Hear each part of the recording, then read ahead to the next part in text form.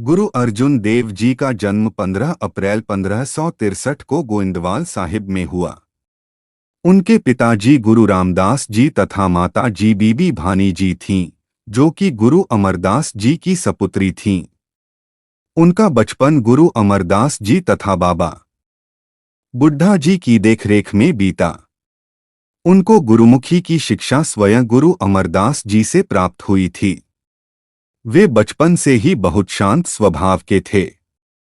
उनका विवाह माता गंगा जी के साथ संपन्न हुआ तथा उनके पुत्र का नाम गुरु हरगोबिंद था, जो बाद में सिखों के छठे गुरु बने।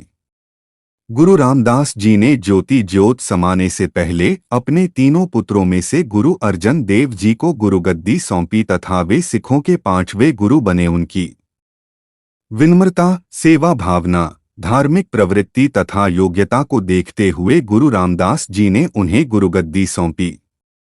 अकबर की मृत्यु के पश्चात उसका पुत्र जहांगीर मुगल साम्राज्य का शासक बना, जो कि अपने धर्म के लिए बहुत कट्टर था।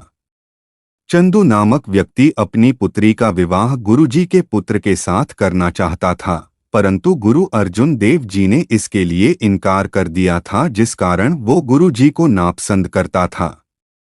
गुरु अर्जुन देव जी का भाई पृथ्वी चंद भी गुरुजी का विरोध करता था, क्योंकि गुरु रामदास जी ने उसे गुरुगद्दी सौंपते हुए गुरु अर्जुन देव जी को योग्य समझकर गुरुगद्दी सौंपी थी।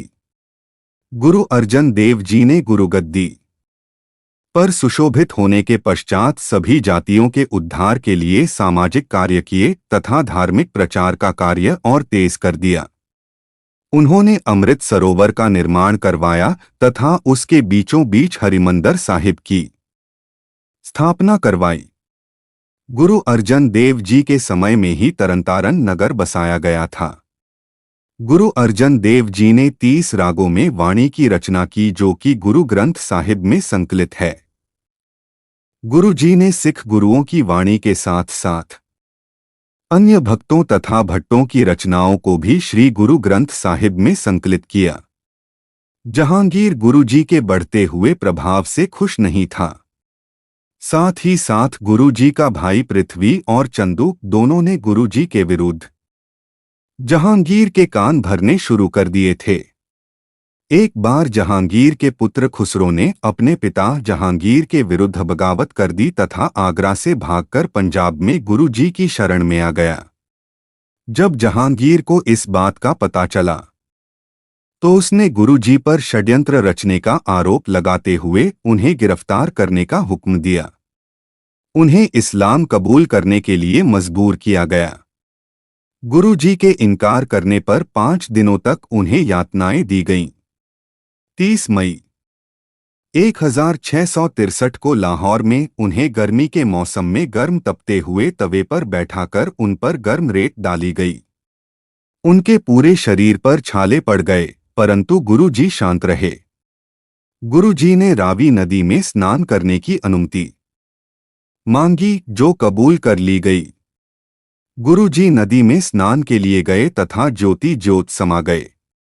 जिस स्थान पर गुरु जी रावी नदी में ज्योति ज्योत समाये थे, उस स्थान पर गुरुद्वारा डेरा साहिब सुशोभित है। गुरु अर्जन देव जी को शहीदों का सरताज एवं शांति पुंज कहा जाता है। उनका संदेश था परमात्मा की रजा में राजी रहना।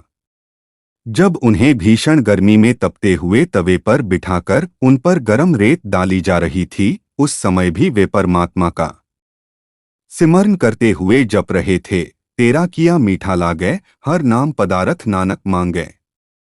उनके शहीदी दिवस पर छबील का लंगर लगाया जाता है। उनके ज्योति ज्योत समाने के पश्चात उनके पुत्र गुरु हरगोबिंद सिंह जी सिखों के छठे गुरु सुशोभित हुए। वाहेगुरु जी का खालसा, वाहेगुरु जी की फतह। कृपया लाइक, सब्सक्राइब और कमेंट करें।